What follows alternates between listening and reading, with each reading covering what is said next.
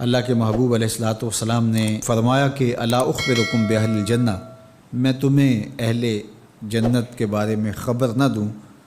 تو پھر ارشاد فرمایا الضعفاء المظلومون، جو مسلمان کمزور ہیں، ظلم و ستم سہتے ہیں، تو آقا کریم نے فرمایا کہ وہ اہل جنت ہیں۔ چونکہ بہت سارے گناہ کا کفارہ ان پر ہونے والے ظلم بن جاتے ہیں۔ اہل ایمان کو دنیا میں جو تکلیفیں پہنچتی ہیں تو ان تکلیفوں کے بدلے میں ان کو اجر دیا جاتا ہے، حتیٰ کہ جو اہل ایمان کے پاؤں میں کانٹا بھی چبھتا ہے اللہ اس کی بھی ان کو جزا عطا کرتا ہے۔ اور ایک حدیث پاک میں آتا ہے کہ اہل بلا کو جو قیامت کے دن اجر و صلہ عطا کیا جائے گا تو لوگ آرزو کریں گے کاش کہ ہماری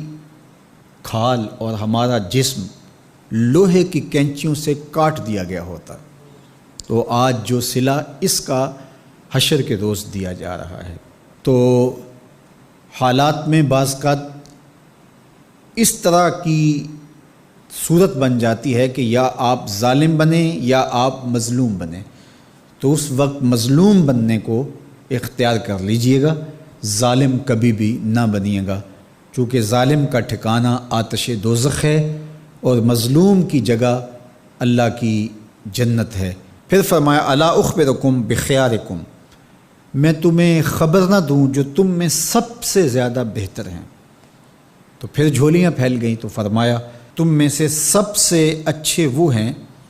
کہ جو اچھے اخلاق کے حامل ہیں، جن کا خلق اچھا ہے، جن کے رویے خوبصورت ہیں۔ اور پھر آقا کریم علیہ السلام نے فرمایا الا انبئکم بشرارکم، میں تم میں سے جو شریر ترین لوگ ہیں ان کی خبر دوں، السرسارون المتشدقون المتفہقون، یہ وہ لوگ ہیں کہ جب مجلس ہو رہی ہو تو سب لوگوں کو برابر بولنے کا حق ہوتا ہے، اور کچھ لوگ تکبر کی وجہ سے بولتے ہی رہتے ہیں اور وہ سمجھتے ہیں کہ بس مجھے ہی حق ہے بولنے کا، اور وہ کسی کو موقع نہیں دیتے، اور کوئی بولے تو پھر اس کی بات کاٹ کے بولنے لگ جاتے ہیں۔ المتشدقون المتفہقون، یہاں وہ لوگ مراد ہیں کہ جو خام خواہ کا تکلف کرتے ہیں اور زبان کو بل دے دے کے اور منہ بگاڑ بگاڑ کے مشکل لفظ بول کے اصطلاحات بول کے لوگوں پر اپنے علم کا رعب جمانے کے لیے کہ میں بڑا بلیغ ہوں اور بڑا فصیح ہوں، اور اسی طرح کچھ لوگوں کو یہ بڑا ہوتا ہے کہ وہ فرنگی زبانیں جانتے ہیں، تو وہ عام دیہاتی لوگوں کے ساتھ بھی گفتگو کریں تو وہ مشکل سے مشکل الفاظ بولتے ہیں، جبکہ وہ بیچارے تو سادی زبان سمجھنے سے بھی قاصر ہوتے ہیں۔ تو یہ کوئی دانش مندی نہیں ہوتی کہ آپ جو ہے وہ بھاری بھرکم الفاظ بول کر کسی کے اوپر جو ہے وہ رعب جما رہے ہوں، تو یہ بات نہیں ہوتی۔ جب بات کریں آپ تو جس طرح کے لوگ ہوں اس طرح کی بات کی جائے اور اس طرح کی مثالیں ان کو دی جائیں۔ قرآن مجید میں اللہ تعالیٰ نے فرمایا کہ وہ اس بات پہ شرم نہیں اللہ کرتا کہ وہ تمہیں مچھر کی مثال دے، مچھر کی مثال دے کر کہ اگر تمہاری بات سمجھ میں آتی ہے، اور مکڑی کے جالے کی مثال دے کہ اگر تمہاری بات سمجھ میں آتی ہے تو اچھی بات ہے۔ دیکھو چھوٹا بچہ ہو دودھ پیتا ہو تو اس کو یخنی تو نہیں پلائی جاتی، اس کا معدہ خراب کرنا ہے، وہ برداشت نہیں کر سکتا، اس کو وہ دیا جائے جو وہ برداشت کر سکتا ہے۔